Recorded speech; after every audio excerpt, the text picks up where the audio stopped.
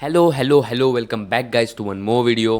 जब भी मैं हेयर ड्रॉ करता हूँ तब मुझे नज़र आता है कि कुछ चमकते हुए ब्राइट कलर के हेयर्स होते हैं, और स्पेशली जब वाइट हेयर्स हो तब तो बहुत सारे चमकते हुए बाल होते हैं, जिसको ड्रॉ करने के लिए लोग मोस्टली मोनो ज़ीरो इरेज़र का यूज़ करते हैं। पहले मैं भी वही करता था जब तक मेरे को ये वाले टूल्स के बारे में नहीं पता था। पर होता यह है कि जब हम इरेज़र का यूज़ करते हैं तो हाईलाइट मोस्टली ब्रॉड हो जाती है, जितने हमें फाइन ब्राइट हेयर चाहिए होता है उतना नहीं हो पाता। तो ये बहुत ही बेसिक प्रॉब्लम है जो खुद मैंने भी फेस की है, बहुत सारे लोग फेस करते हैं। तो हाँ, इसी के सोल्यूशन के बारे में हम इस वीडियो में बात करने वाले हैं। अच्छा। और ये है इस प्रॉब्लम का एक सिंपल सा सोल्यूशन। इसको इंडेंटिंग टूल्स कहते हैं। तो ये इस तरह के फाइन हाइलाइट्स के लिए यूज़ किया जाता है। तो इस वीडियो में मैं यही बताने वाला हूँ तुम लोगों को कि ये कहाँ कहाँ पर और किस तरीके से यूज़ होता है। तो चलिए शुरू करते हैं।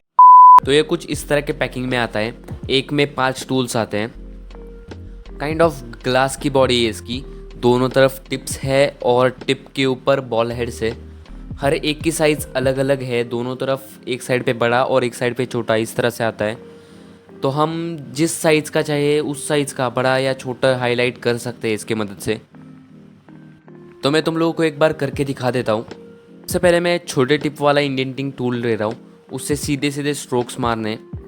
ये क्या करता है कि पेपर को गड्ढा बना देता है पेपर के ऊपर, और इससे क्या होता है कि जब हम शेडिंग करते हैं तो उस हिस्से में वाइट एरिया रह जाता है। और एक और साइड पे मैं कर रहा हूँ थोड़े बड़े साइज़ वाले से, क्योंकि इससे थोड़े बड़े हाइलाइट्स होते हैं और छोटे वाले से ज़्यादा फाइन हाइलाइट्स होंगे। ठीक है। अब इसके बाद मैं 10B का यूज़ करके इसके ऊपर शेडिंग करूँगा। तो अब तुम देख सकते हो किस तरह से ये वाइट वाइट से लाइंस रह जाते हैं। जो हमने बड़े साइज़ के किए थे वो उतना ब्राइट नहीं लगेगा, पर जो छोटे साइज़ वाले से हमने स्ट्रोक्स लगाए थे वो एकदम फाइन और ब्राइट लग रहे हैं। तो इस तरह से ये काम करता है। और अब मैं तुम लोगों को एक बार दिखा देता हूँ कि बाल किस तरह से ड्रॉ करने हैं इससे। इंडेंटिंग टूल हमेशा शेडिंग से पहले ही यूज़ करना होता है।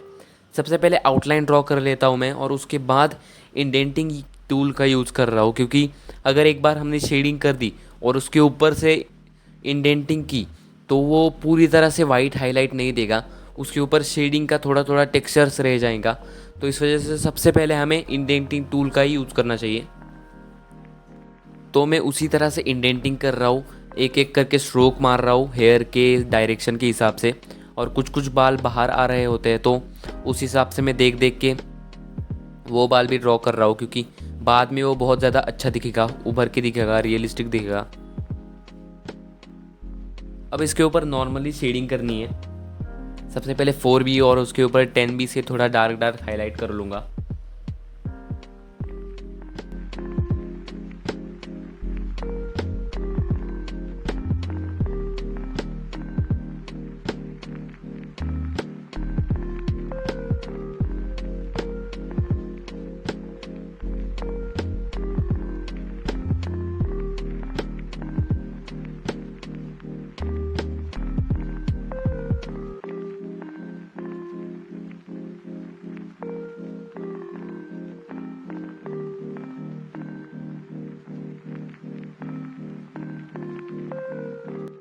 तो अब तुम लोग देख सकते हो किस तरह से एकदम रियलिस्टिक लग रहा है। जहाँ जहाँ पर भी वाइट हाईलाइट थी वहाँ पर मैंने इंडेंटिंग का यूज़ किया, ताकि अभी देखो किस तरह से उभर के दिख रहे हैं बाल, एकदम ब्राइट दिख रहे हैं। पर फिर भी अगर कहीं कहीं पर हाईलाइट थोड़ी सी क्या हो जाती है, जब हम शेडिंग करते हैं तो उसके ऊपर शेडिंग होने की वजह से थोड़ी सी हाईलाइट डल हो जाती है। तो उसके ऊपर ज़रूरत पड़े तो कभी कभार इरेज़र का यूज़ किया जा सकता है, क्योंकि उससे ज़्यादा ब्राइट हो जाता है फिर वो हाईलाइट।